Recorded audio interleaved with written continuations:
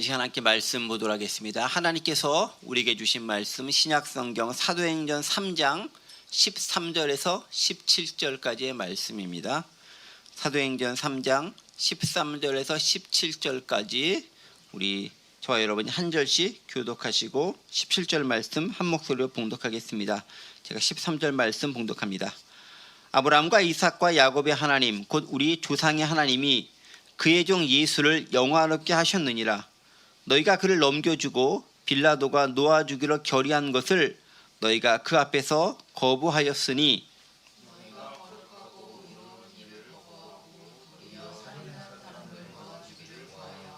생명의 주를 죽였도다. 그러나 하나님이 죽은 자 가운데서 그를 살리셨으니 우리가 이 일의 증인이라.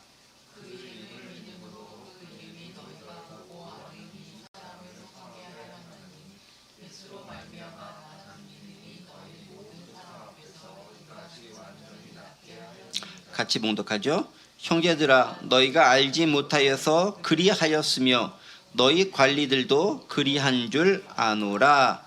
아멘. 네. 나면서 걷지 못하는 자를 치유하신 사건을 통해서 예수님이 누구신지에 대한 베드로의 설교 말씀이 진행되고 있는데 또 그 말씀을 가지고 오늘 또 부활절과 연관시켜서 함께 의미를 생각해 보도록 하겠습니다. 지난 시간에 대한 내용들 함께 좀 연결되어서 생각해 보도록 할 텐데요. 지난 시간에 왜 우리를 주목하느냐라는 제목을 가지고 함께 말씀을 나눴습니다.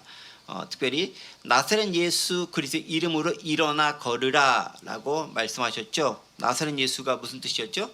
가장 낮고 천한 곳, 아무로 중요한 사람이 나올 것이라고 생각하지 않은 바로 그곳이 나사렛인데 그곳에서 예수님이 나셨다라는 것을 얘기하고 있는 거죠. 역설과 반전의 의미가 들어가 있습니다. 또 더불어서 그 낮고 천한 것이라는 의미는 금과 은이라고 하는 가장 귀하고 찬란하고 누구나 갖고 싶어하는 것과 대조되는 것의 의미로서 드러나 있습니다. 그런 나사렛 예수 그리스도 이름으로 뭐라고 명하죠? 일어나 걸으라. 근데 걷는 게 쉬운 게 아니었죠. 한 번도 안 해본 사람에게 걸으라라는 명령은 결코 쉬운 것이 아닙니다. 그런데 불구하고 교회는 그것을 선포할 수 있어야 되는 거죠. 왜? 그게 진짜 근원적인 문제의 해결이기 때문에 그러합니다. 불가능해 보여도 선포하고 실천할 수 있는 것, 그게 교회의 사명이다라는 걸 함께 기억해 봅니다. 그런데 어떻게 일어나라고요? 예수 그리스도의 이름 안에서 이름으로 일어나 걸어라. 즉 능력은 언제 어떻게 일어난다고요? 예수 그리스도의 이름과 그 능력 안에서 일어난다라는 것을 얘기합니다. 즉 복음과 함께 치유의 역사도 함께 제공해 주는 것이죠. 자, 그럴 때 어떻게 됩니까? 사도들이 그 사람을 함께 도와서 일으키죠. 혼자서 일어나는 것이 아니라 사도들은 일어나라 말만 한 것이 아니라 손을 내밀어서 손을 붙잡고 일으켜줍니다. 도움을 주는 것이 반드시 필요하다는 거죠. 그게 교회의 역할이라는 거예요. 그저 해라 라고 말하는 게 아니라 실제로 손을 내미는 것, 그게 필요하다라는 거죠. 그렇게 손을 내밀 때 비로소 성령도 역사하사 그 나면서 걷지 못하는 자의 발목에 힘이 생기고 힘줄이 힘을 받아서 움직여서 작용해서 일어서서 뛰어 걷고 찬양하며 성전에 들어갈 수 있도록 만들어준다는 겁니다. 자, 그런데 회복된다는 것은 몇 가지 의미가 있죠. 육체적 회복뿐만 아니라 또 어떤 회복이 있습니까? 사회적 관계를 다시 회복시킨다는 것이 있죠. 또 어떤 회복이 있습니까? 종교적인 문제가 있죠. 즉 죄인인데 이제 죄인이 아닌 자로서, 즉 병든 자로서 낫게 됐다는 것은 죄에서 해방됐다는 것을 의미하고 그것을 가지고 성전에 들어갈 수 있는 자유를 얻게 됐다라는, 다시 예배할 수 있는 놀라운 은혜가 그에게 임했다라는 선포가 있는 거죠. 그것은 다시 어떤 의미를 가집니까? 공동체적인 의미로서 이제 이스라엘 공동체 일원으로 참여하게 됐다라는 것을 이야기합니다. 회복된 자는 그래서 결국 하나님을 찬양하며 예루살렘 성전으로 걸어 들어갑니다. 구원의 은혜로 들어감을 상징적으로 드러내는 장면이라 아니할 수 없습니다. 자, 이렇게 치유로 인한 파급 효과는 그 사람 개인에게만 미치는 게 아니죠. 또 어디까지 펼쳐집니까? 사람들에게도 펼쳐지게 되죠. 그 사건을 보면서 주변 사람들이 몰려오게 됩니다. 연쇄 효과를 만들어내는 거죠. 주변 사람들의 관심을 끌어서 그들이 복음을 들을 수 있는 기회가 마련되는 거죠. 자, 그런데 교회는요, 세상에 부정적이고 옳지 못한 일이 아니라 이런 것과 같은 긍정적이고 좋은 일로 사람을 불러 모을 수 있어야 된다라는 거죠. 그런데 작금의 교회들이 그런 모습을 보이지 않아서 무척 속상하고 안타깝다라는 말씀과 더불어서 의견을 나눴습니다. 자, 그렇게 사람들이 모여들자 베드로가 어디로 갑니까? 솔로몬의 행각이라는 곳에 가서 거기서 말씀을 전하게 하죠. 즉 베드로가 말씀을 전할 수 있는 기회가 오고요. 많은 사람들이 그 말씀을 듣기 위해 모이는 역사가 그 나면서부터 걷지 못하는 자가 치유하는 것을 통해서 펼쳐지게 된다라는 거죠. 그때 베드로가 사람들에게 이야기하죠. 우리 개인의 권능과 경건으로 이 사람을 걷게 한 것처럼 우리를 주목하지 말라. 낫게 한 그 사람이 딱 주목받기에 좋은 그런 적합한 상황입니다. 아무래도 기적이라는 논란이 베풀었으니 그 사람의 주의가 집중되겠죠. 그런데 우리를 보지 말라. 누구를 보라고 합니까? 예수님을 보라고 얘기합니다. 내가 아니라 예수님이 유명해야 되는 것이다. 목사가 유명한 것이 아니라 목사가 전하는 예수님이 유명해져야 되는 것이다. 교회가 유명한 것이 아니라 그 교회 선포하는 복음과 예수님이 드러나야 한다라는 것을 이야기해 주고 있습니다. 왜? 기적과 구원의 역사는 오직 어디서? 예수 그리스도에게서 오기 때문에 그렇다라고 이야기하고 있습니다. 지난 시간에 우리 함께 살펴봤던 내용들입니다. 자, 그렇게 베드로는 사람들에게 예수 그리스도의 복음을 나면서 걷지 못하는 자가 걷게 되는 놀라운 기적을 통해서 복음을 전하고 있습니다. 이제 그렇게 전하는 것들을 바탕으로 해서 궁극적으로 이 말씀을 듣는, 즉 솔로몬 행각에 모여서 베드로의 설교를 듣는 사람들이 이 사건을 통해서 어떤 교훈을 얻어야 되고 그들이 깨달아 알아야 할 것은 무엇인지를 또 예전 사건과 더불어서 베드로는 또 설교를 하게 됩니다. 자연스럽게 복음을 전하는 과정이 마련되는 것이죠. 13절부터 시작됩니다. 13절 말씀 제가 읽어볼게요. 아브라함과 이삭과 야곱의 하나님 곧 우리 조상의 하나님이 그의 종 예수를 영화롭게 하셨느니라. 너희가 그를 넘겨주고 빌라도가 놓아주기로 결의한 것을 너희가 그 앞에서 거부하였으니 라고 하면서 어떤 상황 가운데서 예수 그리스도가 그들에게 적용되어야 하는지에 대해서 오늘 본문의 사건과 더불어서 설명해 주고 있습니다. 자, 그런데 제일 처음에 뭐라고 얘기하죠? 네, 베드로가 그곳에 모인 이스라엘 사람들을 바라보면서 뭐라고 얘기하냐면 아브라함과 이삭과 야곱의 하나님 곧 우리 조상의 하나님이 라고 하면서 서두를 시작하고 있습니다. 가만히 보세요. 그냥 하나님이 그의 종 예수를 영화롭게 하였느니라 라고 말해도 아무런 문제가 없어요. 그런데 굳이 어떤 표현을 쓰죠? 아브라함과 이삭과 야곱 곧 우리 조상의 하나님이 그의 종 예수를 영화롭게 하셨다라고 이야기하고 있습니다. 자, 왜 이 긴 수식어를 이 안에 붙였을까라는 걸 좀 생각해 볼 필요가 있습니다. 아브라함과 이삭과 야곱의 하나님이라는 표현들은요, 오늘 본문에서만 나오는 그런 장면이 아닙니다. 이게 어디서 나오냐면요, 여러 군데 나오는데요. 일단 출애굽기 3장 5절과 6절에 있는 말씀을 좀 보겠습니다. 하나님께서 직접 자신을 소개할 때 이렇게 소개하고 있습니다. 모세에게 소개하는 장면이죠. 하나님이 이르시되 이리로 가까이 오지 말라. 네가 선 곳은 거룩한 땅이니 네 발에서 신을 벗으라. 또 이르시되 나는 네 조상의 하나님이니 아브라함의 하나님, 이삭의 하나님, 야곱의 하나님이니라. 모세가 하나님 배웠기를 두려워하여 얼굴을 가리매라고 하면서 이 모세가 호렙산에서 하나님을 처음 만났을 때 하나님이 내가 누구인지를 아브라함에게 설명하면서 이렇게 얘기하는 거죠. 뭐라고요? 아브라함과 이삭과 야곱, 즉 네 조상의 하나님이 바로 나다. 너와 이야기하고 있는 이 신, 나는 바로 너의 조상의 하나님 그분이다 라고 이야기하고 있는 거예요. 그런데 왜 특별히 아브라함과 이삭과 야곱의 하나님이라고 불렀을까? 아브라함과 이삭과 야곱은 이스라엘의 조상이기 때문에 가장 근본적인 첫 번째 이유는 그겁니다. 두 번째 숨겨진 의미가 있어요. 아브라함의 하나님, 이삭의 하나님, 야곱의 하나님이라고 합니다. 우리 이스라엘 시작을 보통 아브라함 때부터 본다고 하면 아브라함, 그 아들이 이삭, 그 아들은 야곱이죠. 그 다음에 야곱의 또 아들이 있죠. 누구죠? 야곱의 아들 요셉과 관련된 많은 사람들이 야곱의 아들일 겁니다. 자, 그런데 가만히 보세요. 아브라함의 하나님, 이삭의 하나님, 야곱의 하나님이란 말을 많이 들어봤는데 요셉의 하나님 들어봤습니까? 요셉이 믿었던 하나님이라는 말을 우리가 사용을 해요. 하지만 요셉의 하나님이라고 이야기하지는 않아요. 무슨 말이냐? 아브라함, 이삭, 야곱만이 가지고 있는 공통점이 있다라는 거예요. 그 공통점이 무엇이겠습니까? 어떤 공통점이 있을까요? 아브라함과 이삭과 야곱은 요셉과는 달리 하나님과 직접 만나 약속의 말씀, 즉 언약을 받았던 사람이라는 측면에서 공통점이 있는 거예요. 하나님께서 이 아브라함과 이삭과 야곱 직접 만나서 약속을 하시는 겁니다. 내 자손이 하늘의 별과 같이 해변가의 모래와 같이 많게 될 것이다 라는 것들을 약속하고 언약을 맺으셨던 하나님이에요. 즉 약속의 하나님이라는 의미가 아브라함, 이삭, 야곱의 하나님이라는 의미 가운데 담겨져 있어요. 그러니까 그 약속하고 그 신실한 약속을 친히 이루셨던 하나님이고, 그 약속의 내용이 뭐냐? 네 자손이 하늘의 별처럼 해변가에 바닷가에 모래처럼 그렇게 많아지니라. 지금 무슨 얘기예요? 너의 후손이 이스라엘 민족이 되리라 라는 약속을 하셨던 것이 하나님이고, 지금 이스라엘 사람들은 다 그 하나님의 약속에 힘입어서 아브라함과 이삭과 야곱과 하셨던 약속에 힘입어서 만들어진 민족이 누구다? 이스라엘 민족이다라는 거예요. 그렇게 너희를 만들어냈던 그 너희의 그 조상의 하나님이라는 거예요.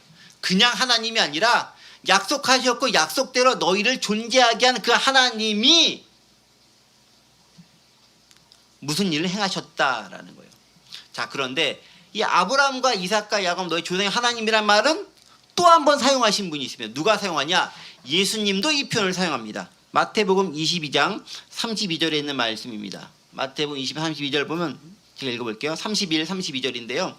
죽은 자의 부활을 논할진대 하나님이 너에게 말씀하신 바 나는 아브라함의 하나님이요 이삭의 하나님이요 야곱의 하나님이로다 하신 것을 읽어보지 못하였느냐?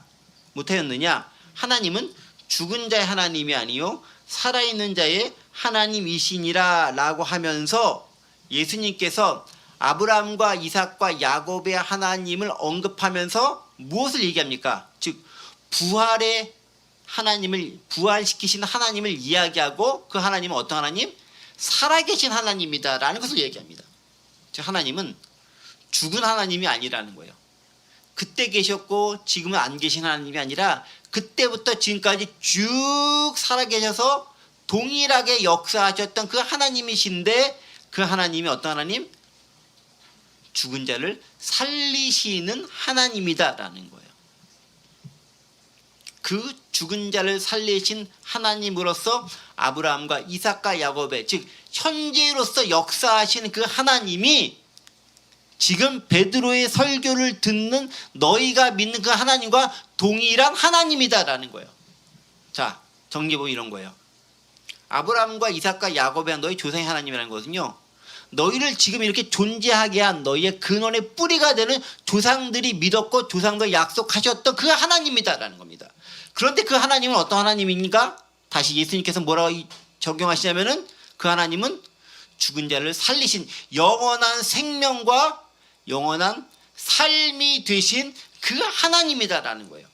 현재 살아계신 그 하나님이라는 거예요. 그 하나님이 지금 말씀하고 계신다라는 겁니다. 자, 그런데 그렇게 예전부터 계셨고 너희를 존재하게 하셨고 죽음에서 부활하신 그 하나님이 어떤 역사를 이루셨는가? 어떤 역사를 이루셨다고요? 다시 본문 13절 말씀 볼까요? 아브라함과 이삭과 야곱의 하나님 곧 우리 조상의 하나님이 그의 종 예수를 어떻게 영화롭게 하셨느니라.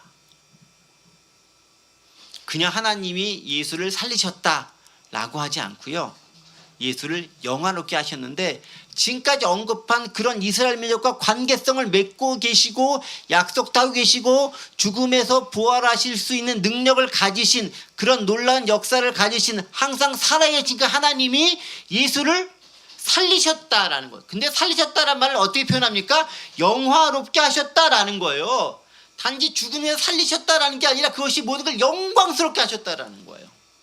완벽한 반전과 역설의 모습이 이 가운데 들어있는 거예요. 그러니까 극적인 대비, 역전, 반전을 베드로는 대조하면서 사용하고 있습니다. 그런데 여기서 또 안타까운 장면이 나오죠. 어떤 장면이 나옵니까? 그렇게 하나님이 예수를 살리셨는데 그 예수를 너희는 어떻게 했다?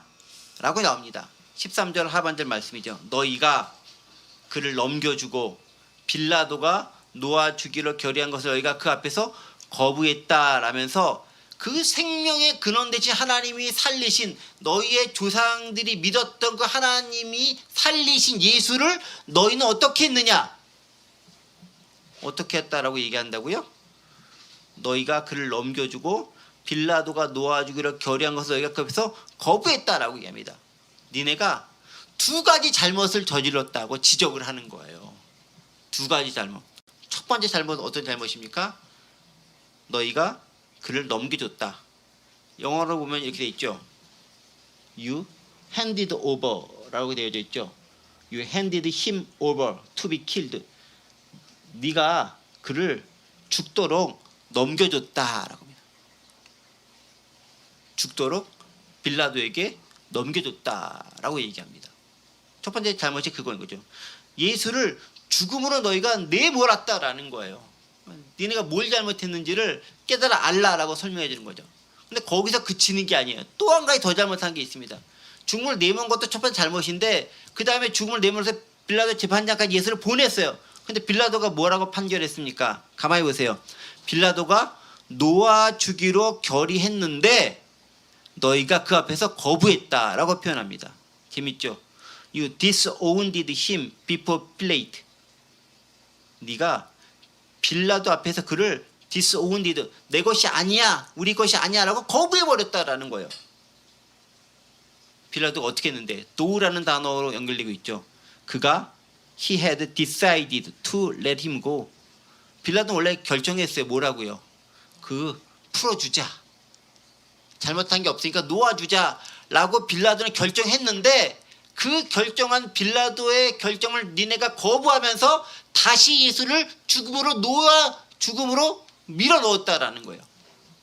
그러니까 첫 번째는 죽음의 장소로 재판받을 수 있도록 몰아넣은 것도 잘못한 건데 빌라도가 보니까 죄가 없는 것 같아. 그래서 아니 얘 내가 보니까 죄 별로 없어. 얘 말고 죄 지은 바라바 걔 죽이자라고 하니까 이 사람들이 아니에요. 우리 예수 거부할래요 라고 하면서 다시금 죽음의 자리로 몰아넣었다라는 거예요. 두 가지 잘못을 너희가 저질렀다라고 얘기합니다. 그러니까 이 잘못에 대한 지적을 백성들이 들으면서 무척 큰 마음에 찔림이 있었겠죠. 그 찔림이 있는 것을 지금 베드로가 사람들에게 설명하면서 이야기해주고 있다라는 것입니다. 그러니까 그들이 뭔가 받는 것들이 있지 않았을까 싶습니다. 자, 그런데 그렇게 느낌받고 찔림이 있었던 것을 이야기해주고 있는데 14절에서 그에 대해서 좀 더 보충해주면서 설명해주고 있습니다. 14절 말씀을 제가 읽어볼게요. 너희가 거룩하고 의로운 일을 거부하고 도리어 살인한 사람을 놓아주기를 구하여 15절 생명의 주를 죽였도다. 누구를 거부했다고요? 네, 생명의 주를 죽였는데 거부를 뭘 거부했다고요? 너희가 14절에 거룩하고 의로운 일을 거부했다. 그리고 누굴 놓아달라고 했다고요? 살인한 사람을 놓아주기를 구했다. 우리가 보기에는 언뜻 이해가 안 되는 거죠. 왜냐하면 의롭고 거룩한 사람을 살리고 살인한 사람을 정죄해서 죄에 대한 형벌을 받게 하는 게 너무 당연하고 자연스러운 거잖아요. 그런데 그렇게 하지 않았다라는 거예요. 오히려 반대로 행했다라는 거죠. 어떻게 행했다고요? 거룩하고 의로운 일을 너희가 거부해 버렸다라는 거예요. 왜 그랬을까요?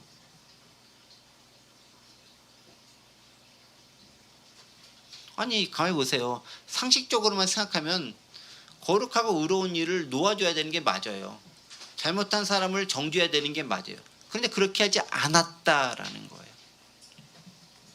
그 15절 상관절 아예 더 큰 죄를 얘기하죠. 생명의 주를 죽였도다라고 얘기합니다. 이 생명의 주라는 영어 표현 재밌어요. You killed the author of life. author라는 단어를 쓰죠. 이게 author가 이제 뭐 책의 저자할 때도 그 단어를 쓰지만 생명의 주인이 되신 그분을 죽였다라고 표현되는 거예요. 되게 재미있는 표현을, 문학적인 표현을 쓰고 있습니다. 근데 저는 이 부분을 보면서 그런 느낌과 통찰이 왔어요.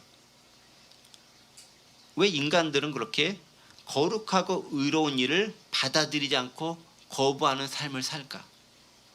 인간의 역사를 가만히 살펴보면요, 불의를 오히려 더 좋아하고 옹호하고 환호하는 많은 경우들을 발견할 수 있어요. 예를 들면 내란을 저질렀는데 그 내란을 저지르는 사람들을 더 막 환영하고 반기고 다시 한번 그게 지속돼야 된다라고 주장하는 사람들도 있어요. 도대체 왜 그럴까? 도대체 왜 의롭고 거룩한 것을 받아들이지 못할까? 의롭고 거룩한 받아들이지 못하는 가장 큰 이유는 그 의롭고 거룩한 받아들이면 내 안에 가득한 불의와 죄와 온갖 지저분하고 썩은 것들이 드러나게 되고 그 심한 악취가 다른 사람들에게 나타날 것을 두려워하기 때문인 거예요. 그러니까 누가 불의와 악한 것을 더 좋아하냐면 그 가운데 있는 사람들은 그것을 좋아하는 거예요. 깨끗하고 정결한 삶을 봐두지 못하는 거예요. 여러분, 그래서요, 세상을 가만히 보면은 아주 청렴하고 결벽한 사람들은 참 세상 살아가기 힘들어요. 왜냐하면 세상에서 그 사람을 용납하지 않기 때문에 그래요. 세상은 여전히 죄 가운데 있고 여전히 불의 가운데 있고 옳지 못한 행동으로 가득 차 있기 때문에 뭔가 깨끗한 것이 들어오면 나의 더러움과 지저분함이 더 명확하게 드러날까 봐 그것을 두려워하는 거죠. 그러니까 때 묻은 녀석이 내 가운데 들어오면 나도 같이 때 묻었기 때문에 별반 너나 나나 그놈이 그놈 해가지고 별 티가 안 나는데 나는 엄청 지저분한데 깨끗한 내가 딱 들어오면 너무 비교가 되는 거예요. 죄인된 우리의 심성과 본성이 있기 때문에 죄를 짓지 않은 사람들을 받아들이기에는 내가 너무 힘든 거예요. 그러다 보니까 오히려 저는 죄인과 더불어 같이 살겠습니다 라고 고백하는 게 일반적인 세상 사람들이 가진 정서라는 거예요. 무척 슬프고 안타까운 일이 아닐 수 없다라는 거죠.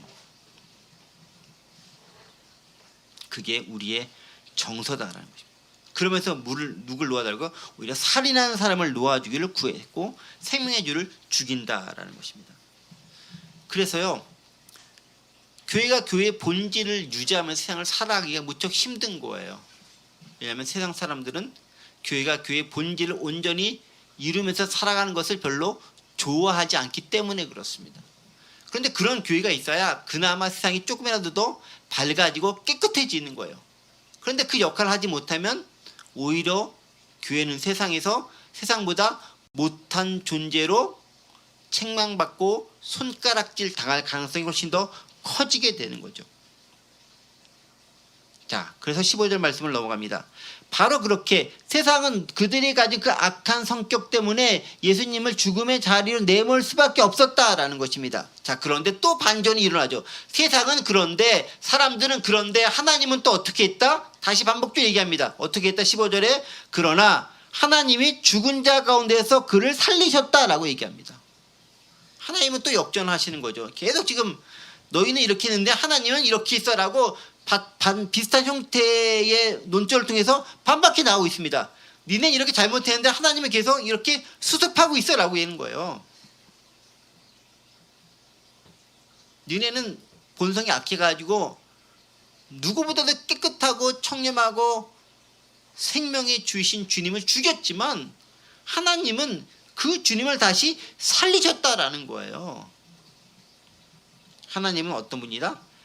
반전을 일으키는 신입니다. 예수님은 하나님은 예수님을 부활시키신 그런 분이시다라는 거예요. 이 일은 인간이 저지르지만 그것을 처리하고 극복하고 수습하는 것은 하나님이다라는 거예요.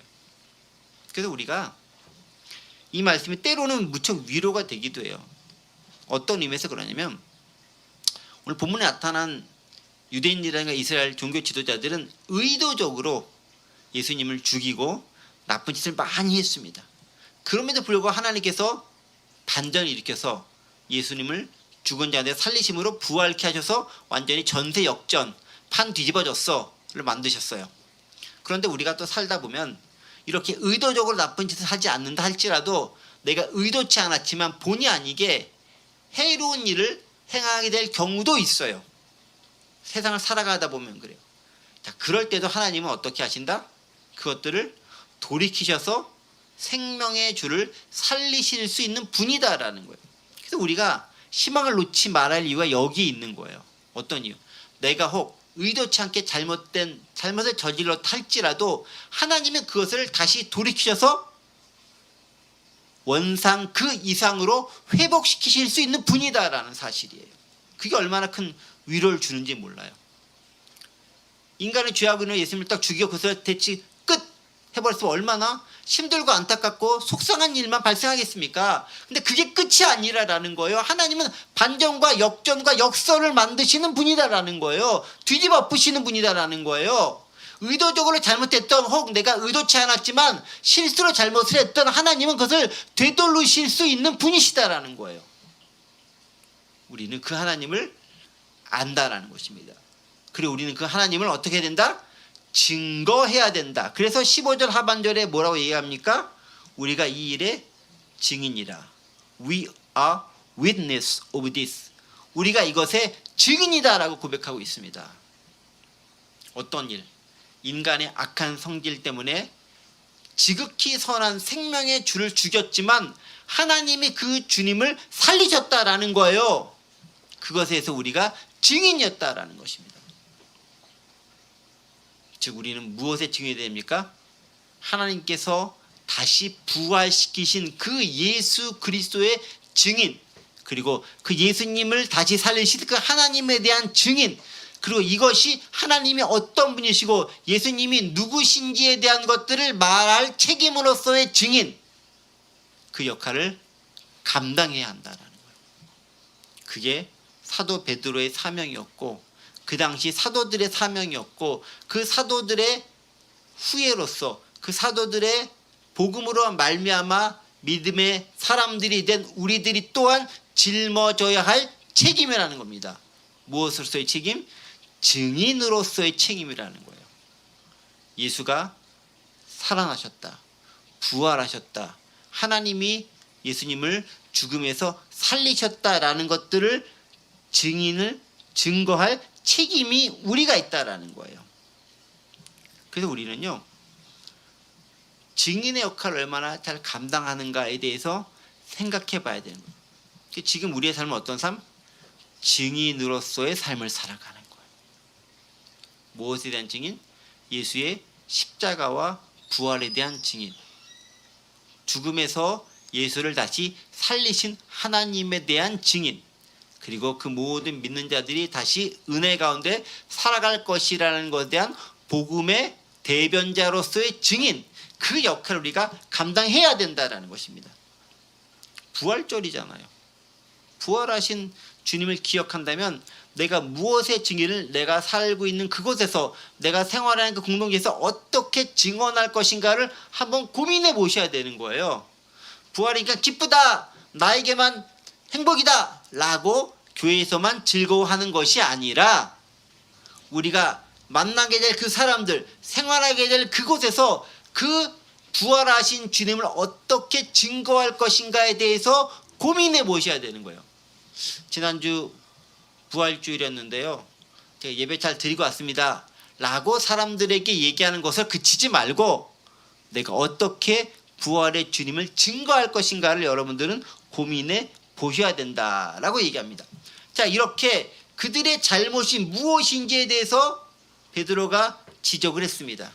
그리고 반전을 이루신 하나님의 모습을 오늘 말씀을 통해 설명을 했습니다. 자, 그렇게 설명한 다음에 이제 다시 오늘의 예수님에 대한 이야기를 원래 예수님이 치유하셨던, 즉 사도들이 예수님의 이름으로 치유하셨던 사건과 연결시키는 장면이 16절부터 진행됩니다. 16절 말씀 보겠습니다. 그 이름을 믿음으로 그 이름이 너희가 보고 아는 이 사람을 성하게 하였나니 예수로 말미암아 난 믿음이 너희 모든 사람 앞에 이같이 완전히 낫게 하였느니라 라고 얘기합니다. 지금 베드로가 어떻게 지금 논리를 전개해 가고 있습니까? 니네가 이런 잘못 저질렀지 라고 얘기를 하고, 그런데 하나님이 이런 잘못 저질렀음에도 불구하고 엎어진 물을 다시 온전한 컵 그 이상으로 담아 놓으셨어. 우리가 그 증인이야. 자, 그런데 이게 왜 필요하냐면 너희 방금 이 자리에 왜 모였지? 나면서 걷지 못하는 자가 회복된 거 봤잖아. 신기하다고 봤잖아. 그 신기한 일이 도대체 왜 일어났는지 궁금해서 모인 거 아니야. 내가 이제 설명해 줄게 라는 게 15절과 16절 사이에 숨겨져 있는 맥락 가운데 의미입니다. 그래서 어떻게 이 사람이 낫게 되었느냐, 즉 부활하신 예수님과 어떤 관계가 되어져 있는가를 베드로가 설명해 주고 있는 겁니다. 자, 16절 말씀 보죠. 그 이름을 믿음으로 그 이름이 너희가 보고 아는 이 사람을 성하게 하였다라고 얘기합니다. 자, 이 사람을 낫게 하는 게 무엇이 이 사람을 낫게 만들었다고요? 40년간 나면서부터 걷지 못하는 자가 갑자기 힘을 얻어서 일어서고 걷고 뛰고 찬미하며 성전에 들어가는 놀라운 일을 하게 한 그 비결이 무엇이었다고요? 그 이름을 믿음으로 이 사람이 이렇게 성하게, 즉 낫게 되었다라고요. 영어로 표현하면 성하게란 말로 표현되지 않고요, 낫게라는 표현되지 않고요, 강하게 되었다라고 얘기합니다. 16절 영어 표현이 훨씬 더 재미있어요. 가만히 보세요.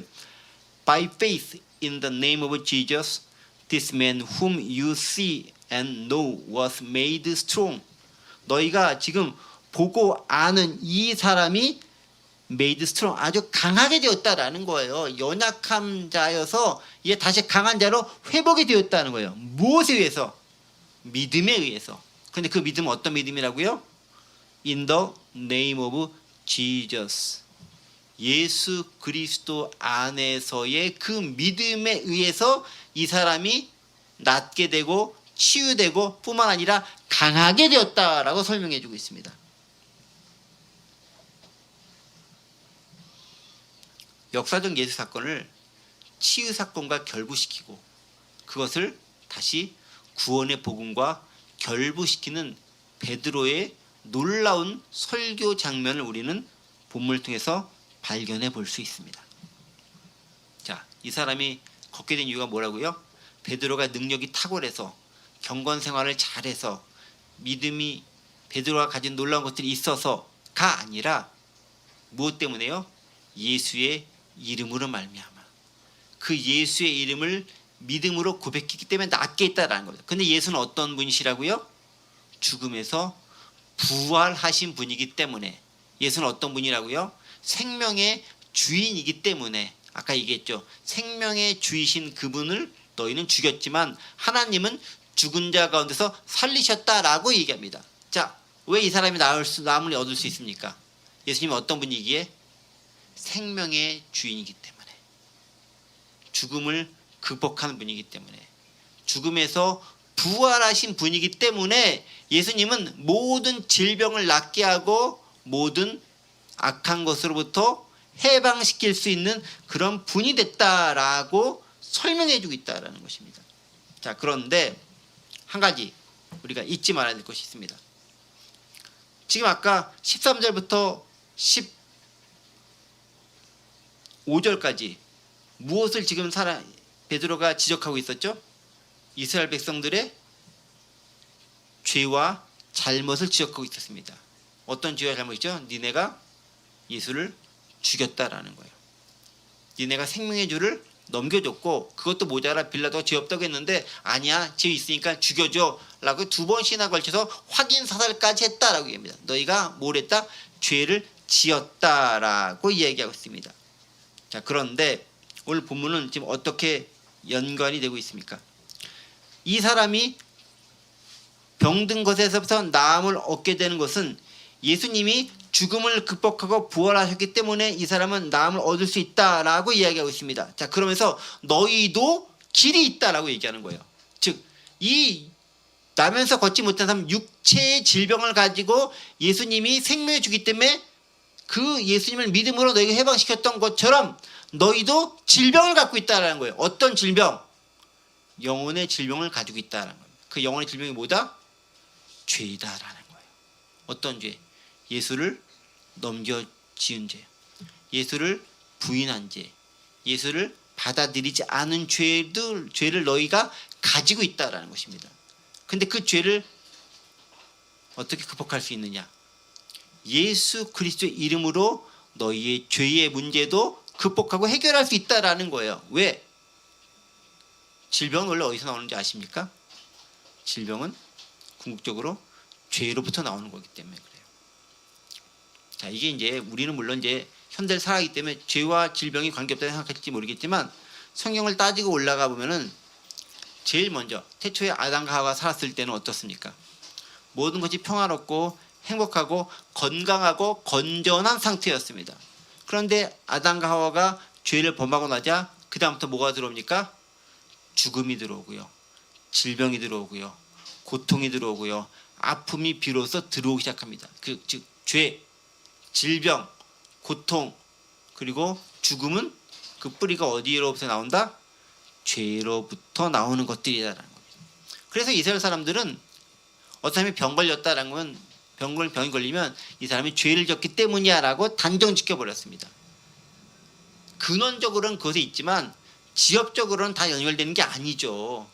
즉 제한된 연약한 육체를 가진 인간이기 때문에 당연히 뭔가 부족할 수밖에 없는 것, 즉 이 땅에 발 디디고 살아가는 자체가 병 걸릴 수밖에 없는 환경이라는 것을 우리는 인식해야 됩니다. 그럼에도 불구하고 근원적인 육신의 질병은 결국 죄로부터 나온다는 것이 성경에서 이야기하고 있는 바라는 거예요. 어떻게 해결될 수 있습니까?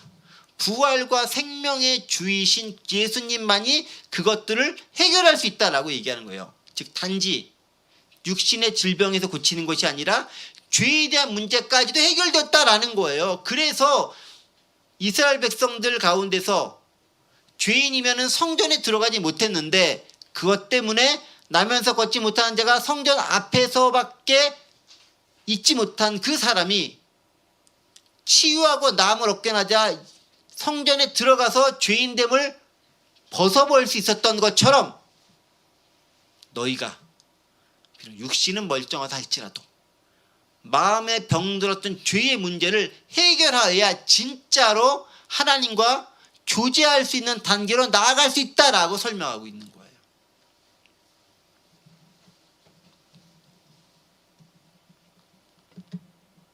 육신의 질병의 문제를 죄의 문제와 연결시켜서 예수님께서 부활의 주님이기에 그 질병을 고치셨던 것처럼 생명의 주님이시기 때문에 죄에 대한 문제도 해결해 주실 수 있다라고 이야기하고 있습니다. 그러면서 17절로 이렇게 넘어갑니다. 형제들아, 너희가 알지 못하여서 그리하였으며 너희 관리들도 그러한 줄 아니라. 그러면 너희가 왜 죄를 지었는가에 대한 근원적인 문제로 다시금 돌아갑니다. 왜 죄를 지었을까? 17절은 얘기하죠. 너희가 알지 못해서 그랬다라고 얘기합니다.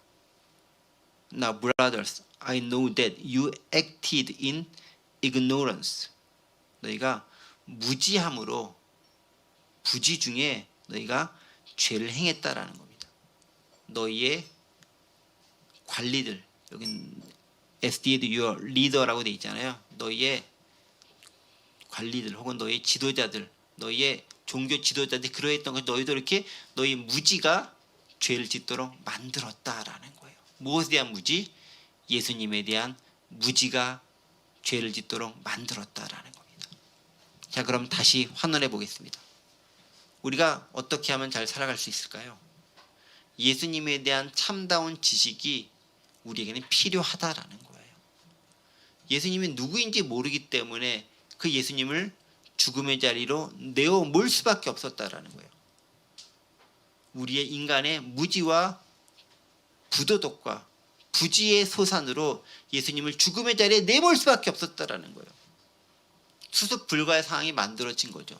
하지만 하나님은 그 수습 불가의 상황을 수습하셔가지고 다시금 부활시킴을 통해서 우리로 하여금 살아날 수 있는 길을 마련해 주셨다라고 설명해 주고 있습니다. 우리에게 희망이 여기 있는 것이죠.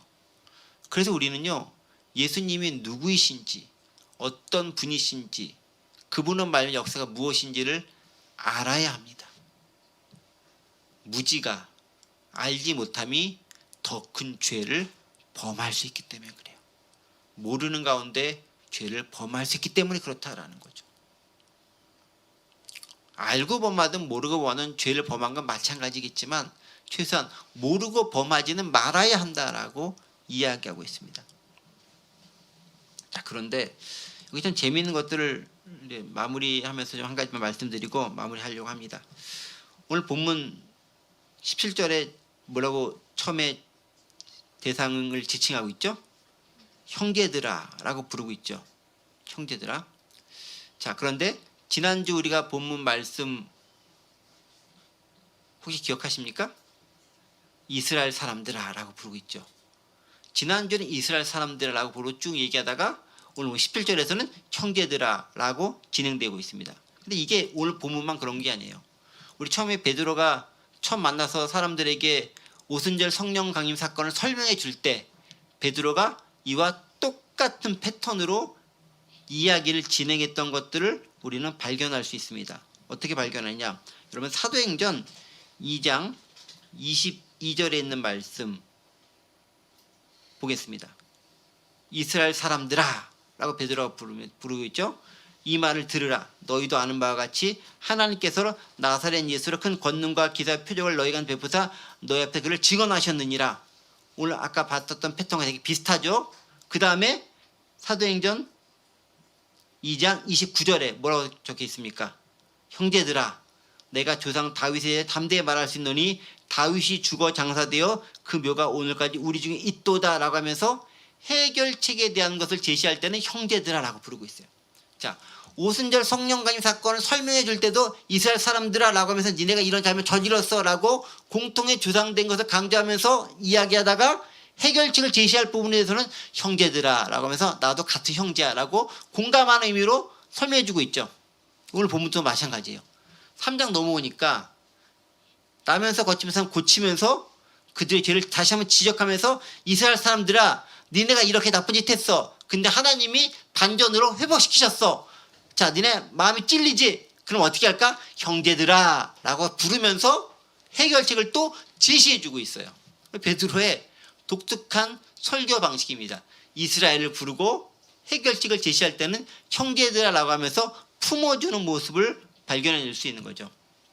그러니까 지적하는 데 그치는 것이 아니라 그들이 어떻게 다시 살아나서 하나된 공동체를 회복할 수 있는지에 대한 방법까지도 제시해주고 있는 거예요. 이게 무척 놀라운 베드로의 방식이었다라는 거죠. 우리도 어떤 잘못한 것을 저질렀던 사람, 특히 복음에 떠나 있던 사람들에서 지적만 하는 것이 아니라 그들을 형제로 함께 규정하면서 그들이 떨어져 나가도 좋은 사람이야 라는 게 아니라 형제로 규정하면서 그들과 더불어서 나아갈 수 있고 해결책까지 제시해 줄 수 있는 그런 단계와 수준까지 나가야 한다라는 것들을 베드로가 보여주고 있는 것이죠. 자, 말씀을 정리해 보겠습니다. 나면서 걷지 못하는데 회복되어지는 것은 비단 그 사람만, 그 사람의 육신만 구원을 얻는 것에 국한되지 않습니다. 바로 이 사건을 통해서 베드로는 다른 많은 사람들이 복음을 들을 수 있는 기회로 삼습니다. 그러면서 그들이 무엇을 잘못해 왔는지를 먼저 지적합니다.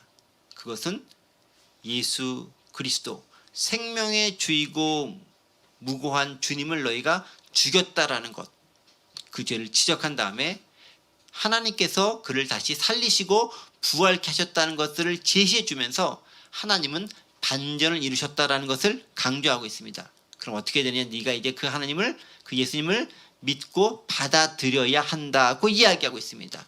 그것은 육신의 질병을 가진 자가 회복되는 것처럼 영혼의 질병인 죄를 가진 너희가 예수로 말미암아 회복될 수 있는 가능성이 있음을 드러내 주는 것이죠. 바로 그 과정을 통해서 베드로는 증인됨의 역할을 감당하고 있습니다. 사태를 올바르게 판단하고 그 가운데 복음의 진리를 선포하고 사람들이 그 복음의 진리 가운데 어떻게 반응하며 어떻게 선택해야 될지에 대한 자세한 해결책과 길까지 제시해 주고 있습니다. 그게 베드로가 행하고 있었던 방법이라는 거죠. 우리도 그 방법을 제대로 배운다면 우리 주변에 있는 사람들에게 어떻게 복음을 전해줄지, 그들이 죄와 죽음의 문턱에서 헤매겠을 때 어떻게 건져낼지를 고민해 보면서 그 실마리를 찾을 수 있을 것입니다.